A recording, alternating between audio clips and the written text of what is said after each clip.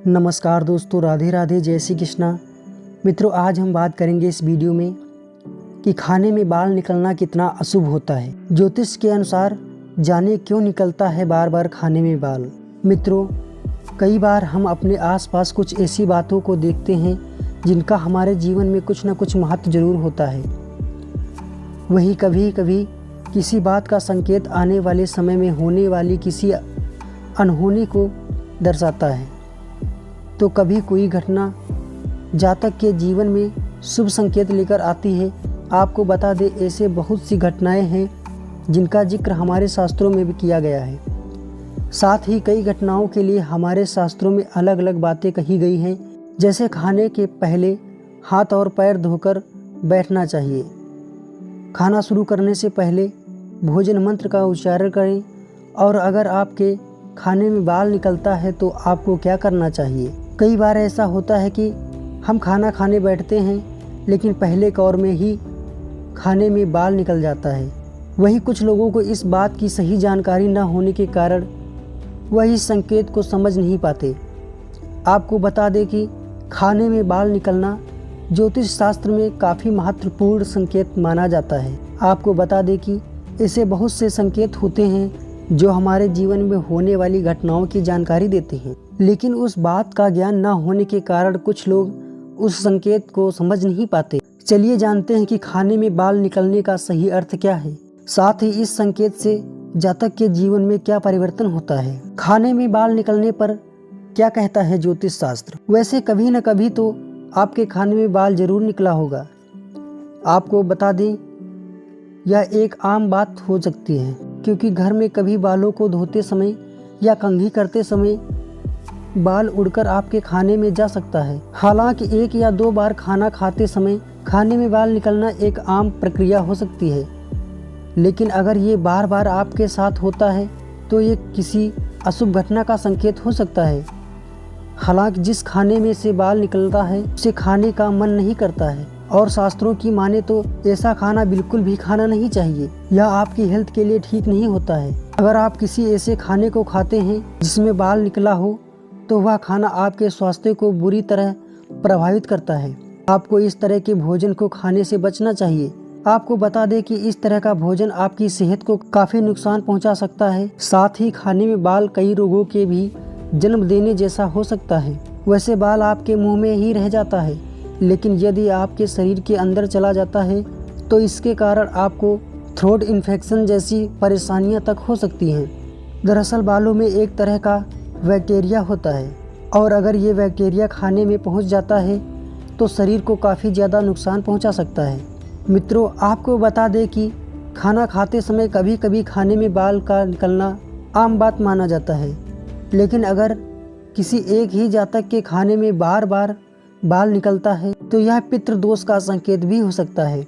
वहीं अगर यह पितृपक्ष के दौरान होता है तो यह इस बात का संकेत होता है कि आपके पूर्वज आपसे नाराज हैं। ऐसे में जातक को अपने जीवन में बहुत सी परेशानियों का सामना करना पड़ता है। साथ ही आपको पितृदोष से निवारण के लिए काम करना चाहिए और पितरों की शांति के लिए पूजन भी करना चाहिए। मित्रों, आपको बता दें कि पितृदोष के लक्षण क्या होते हैं।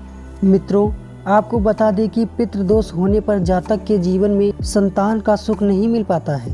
वहीं अगर किसी जातक को संतान सुख मिलता भी है तो कई बार संतान विकलांग होती है, मंद बुद्धि होती है या चरित्रहीन होती है, या कई बार बच्चे के जन्म के तुरंत बाद ही मृत्यु हो जाती है। साथ ही नौकरी और व्यापार में मेहनत करने के बावजूद भी जातक को काफ़ी हानि होती है।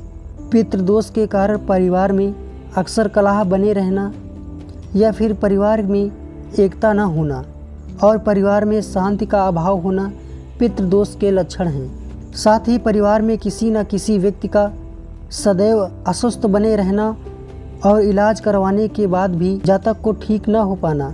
वहीं परिवार में विवाह योग्य लोगों का विवाह न हो पाना, या फिर विवाह होने के बाद तलाक हो जाना, या फिर पारिवारिक संबंध में अलगाव करना। आपको बता दें कि पितृदोष होने के कारण जातक को अपनों से ही धोखा मिलता है। साथ ही पितृदोष होने पर व्यक्ति बार बार दुर्घटना का शिकार भी होता है। वहीं जातक के जीवन में होने वाले मानसिक कार्यों में कई बाधाएं आती हैं। इतना ही नहीं, पितृदोष के कारण परिवार के सदस्यों पर अक्सर किसी प्रेत बाधा का प्रभाव बना रहता है। साथ ही घर में अक्सर तनाव और क्लेश रहता है। मित्रों, आपको यह भी बता दें कि किन कारणों से पितृदोष उत्पन्न होता है। पितृदोष पितरों का विधिवत अंतिम संस्कार और श्रद्धा न करने के कारण होता है। साथ ही पितरों की विस्मृति या अपमान करने के कारण भी जातक को पितृदोष का सामना करना पड़ता है। वही धर्म के विरुद्ध आचरण करना भी पितृदोष का बड़ा कारण होता है। साथ ही पीपल, नीम और बरगद के पेड़ों को कटवाना जातक के लिए पितृदोष उत्पन्न करता है। वहीं नाग की हत्या करना या फिर किसी से करवाना भी पितृदोष का कारण माना जाता है। मित्रों, बहुत से नियम या उपाय होते हैं जो पितृदोष को दूर कर सकते हैं। आपको बता दें कि कुंडली में पितृदोष होने पर व्यक्ति को दक्षिण दिशा में पितरों की फोटो लगाकर उनको रोजाना माला चढ़ाकर उनका सम्मान करना चाहिए। साथ ही पूर्वज का आशीर्वाद मिलने के साथ ही पितृदोष के प्रभाव समाप्त होने लगते हैं और जातक के जीवन में परेशानियां भी दूर हो जाती हैं। इसी के साथ पूर्वजों के निधन की तिथि पर ब्राह्मणों को श्रद्धापूर्वक भोजन करवाएं और यथाशक्ति दान भी करना चाहिए। पितृदोष के लिए जातक को घर के पास में लगे पीपल के पेड़ पर दोपहर में जल चढ़ाना चाहिए। साथ ही पुष्प, अक्षत, दूध, गंगा जल और काले तिल भी पीपल पर चढ़ाएं। वहीं आपको अपने पितृजनों को याद करना चाहिए। पितृदोष को दूर करने के लिए शाम के वक्त रोजाना दक्षिण दिशा में एक दीपक जरूर जलाना चाहिए। अगर आप रोजाना नहीं जला सकते तो आपको पितृपक्ष में दीपक जरूर जलाना चाहिए। आपकी कुंडली में पितृदोष दूर करने के लिए किसी गरीब कन्या का विवाह करने या फिर विवाह में मदद करने से भी आपको बहुत लाभ होता है। वहीं पितरों से छुटकारा पाने के लिए आपको शिव जी की मूर्ति के सामने ओम तत्पुरुषाय विघ्ने महादेवाय च धीमहि तन्नो रुद्रः प्रचोदयाय मंत्र का जाप करना चाहिए। साथ ही आपको अपने पितरों की मुक्ति के लिए श्रद्धापूर्वक ढंग से प्रार्थना करनी चाहिए। मित्रों, आपको यह वीडियो पसंद आया हो तो वीडियो को लाइक करें, शेयर करें और कमेंट में जय श्री राम, हर हर शंभू जरूर लिखें। धन्यवाद।